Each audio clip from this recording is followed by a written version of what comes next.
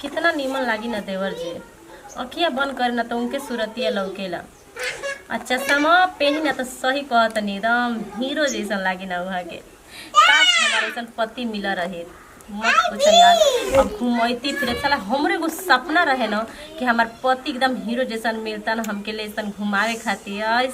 बन के एकदम से हाथ धरा के घूमती जगह सपना रहे। लेकिन यहाँ के तो भावे ना दही ना कितनो कही ना कितनो हम मेकअप करी ना कितनो हम अच्छा सुनका भी जानी वहाँ के भावे ना दी ना पता ना काहे पता ना कोनो लड़किन संग चक्कर बाकी का तो ऐसा तो हम हो कहीं ना देम अपन दाल तो हम गला के रहम बस मौका खोजत तनी कन्या का कहता हो का कहता घर में बैठ के आतनी बस ये बुढ़वा बुढ़िया खाली चल जाए तो जी मम्मी जी बोले का करत हो घर में बैठ और के कुछ ना भी काम हम करके ऐसे बैठा रहनी है तब हम जाते तनी अपना गांव है हम भाई के तनी छेका उका आवा तभी बोलौला है यही बार छिकवा हां जाते हैं या बबुआ के लिए ले जाते तनी देखी हो अब की करे के बबुआ के लिए जाते हैं अरे मम्मी जी उनके लेके चल जाइम तो सब्जी के लिए आई घर में वहाँ के तो जानबे करना कितना मतलबी हनी वहाँ के घूमले से फुर्सत ना मिलेला वहाँ के राम तो तनी सब्जी वब्जी ले आइम ना घर के काम हम तनी मांग ली हां वो दिन में उनके लिए मांग ली हां उहे ले आई हां ना छोड़ दे मम्मी जाके अकेले राम घरे तेरे वहाँ के राम तो चल मैं चले के बना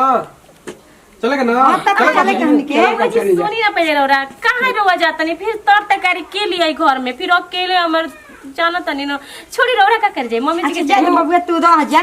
इनके बात माना भाभी के तनी रह जा सब्जी उब्जी ले दिया खरीद के वजह से ठीक बा माई जा तन जा जो हमरा टाइम मिली ताई एक ठीक डेढ़ है घंटा तो टाइम से बनाई है खियाई हां हाँ ठीक है ढेर बतियाई है जान ठीक है ठीक है जाते हैं जा का लिया के बाबा का लिया के बाजार कुछ ना आई कहाँ है ऐसे काहे करना आई ना बैठे जा का हो गइल भौजी कुछ ना पता है ये जरका सटवर हम बहुत मस्त लगे त भैया के त ह भैया के सटवा दिया उनका में ना ठीक लगेला चश्मा उनका में ना ठीक लगेला ला निकाल देते लगा देना मस्त लगता है अरे बात का बा घुमा फिरा के का कहल जा तू बोलबू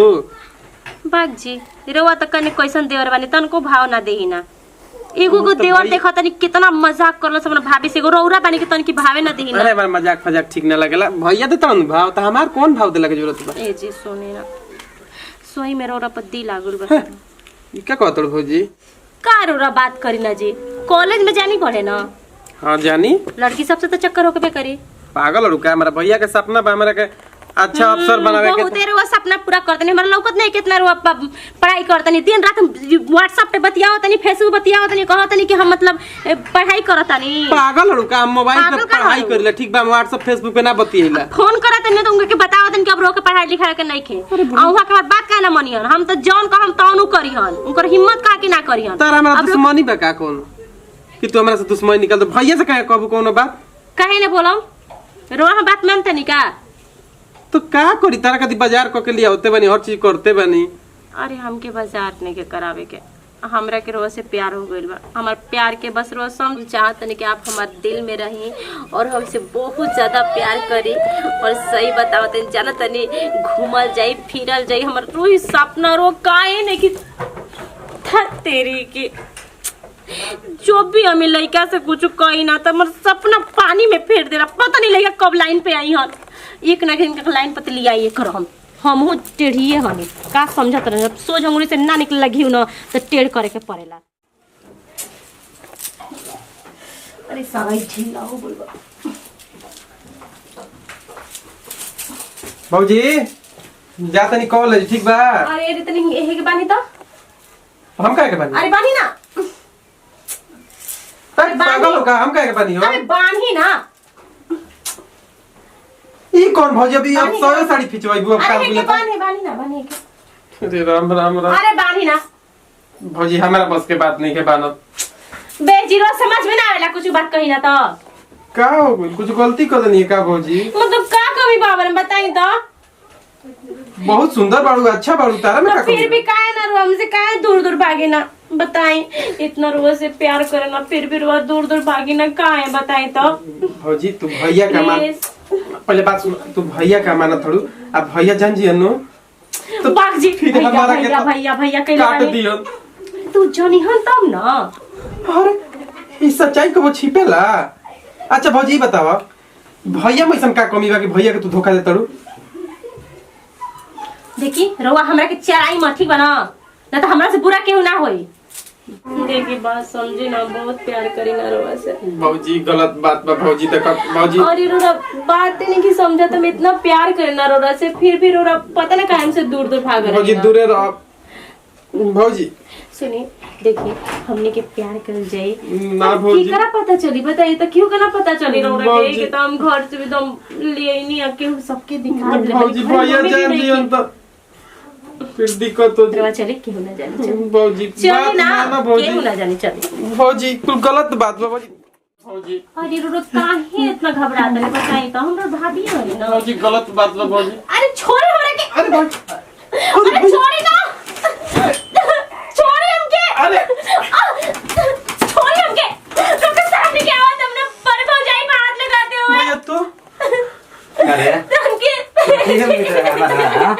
क्या करता है हां ना भैया पढ़ाओ लिखो अपने हर खर्चा तोरा के देता रहे ये कुल करे खातिर रे ये पूरा ये मित्र है हमारा जियल लेके जा भैया हम कुछ गलती नहीं कैले भैया। तोरा हम अपन छोट भाई मान तोरा नहीं रे लड़का ना है कि चल तोरा बाहर भी तो ना जाते तो निम्मा कमाई पर तोरा में एकदम तोरा शरम निकाल त भी हां भैया कहता भैया है हमरा माफ कर दे भैया, हम ऐसा कोनो गलती नहीं की। वो तोरा मुंह से भैया सब धरा सुनो निकाल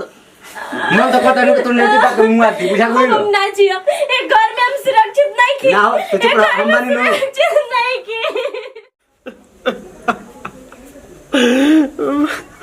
भैया तू अपना भाई पे विश्वास नहीं का करत, एक दिन देखिए तारो संगे धोखा करियन भौजी, तारो संगे धोखा करियन। भैया तू हमरा के घर से निकाल देलम, कहाँ जाए कुछ समझ में नहीं कर। हमारा भी एक ही रुपये बजा तो नहीं कहीं डूब धस के मर जाए, का करम ई कलंकित जिंदगी लेके। अरे भैया सरपति है काहे हो तो मर दे अनिस भाई ऐसे ही बस आंख में कीड़ा पड़ गई। ए मर बताओ दोस्त ले छिपैबो गोजा बड़ा मर दे बताओ का भई भाई हमारा संगे जौन भइल बा भगवान दुश्मनों के साथ ऐसा मत कर भैया, हमारा पे विश्वास करियन तब न हमार बात कहाँ सुनत तड़े। काहे न करी हन चल तो अब हम भैया के ना जे मोर मरियन हमारा कब घर से ओए निकाल दे। हिम्मत हार जेबो तो कैसे मनी हनु ना भाई अब कुछ नहीं कर, तो भैया हमारा पे विश्वास ना करी जितना भौजी पे करेलन। तो ऐसे ही तब रो न करबो तो बताओ ना हम का करी, हमारा कुछ समझ में नहीं गया। चलो जा कह इधर पहुंच चुपचाप। ये बात बा भाई। रुका तेरे भाई बोला था नहीं भैया के मत बुलाओ तो रुका हम भाई नु कम बोला था नहीं। हेलो हां हेलो हां जी भैया हां का हो ऐसे आओ तो जा का बात बरे बुआ उस दिन दूसरा बात बताने आओ तो ठीक बा बात नहीं टेंशन मत लो लगल आओ तो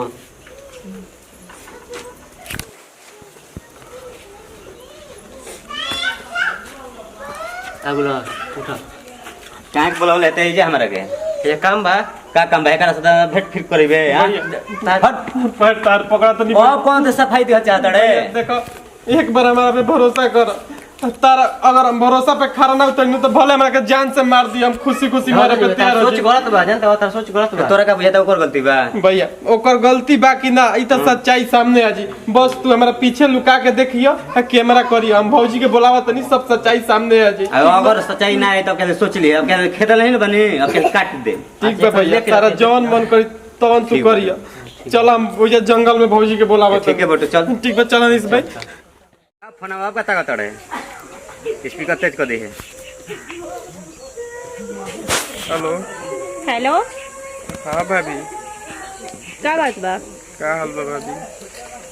हाँ ठीक बा। सुना ना भैया की छुट्टी आवा ना तारा से मिलल चाहते का की छुट्टी मतलब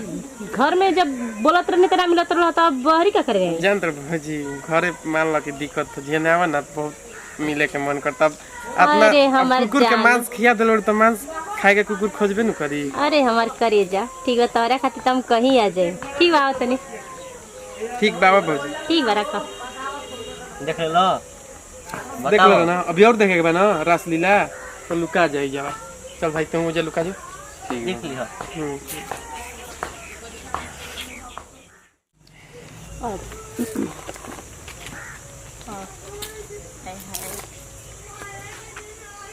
नहीं खेल जितना यही बतावा प्यार कर लू तो भैया पीटत रहन तो जब बोललू है कहे ना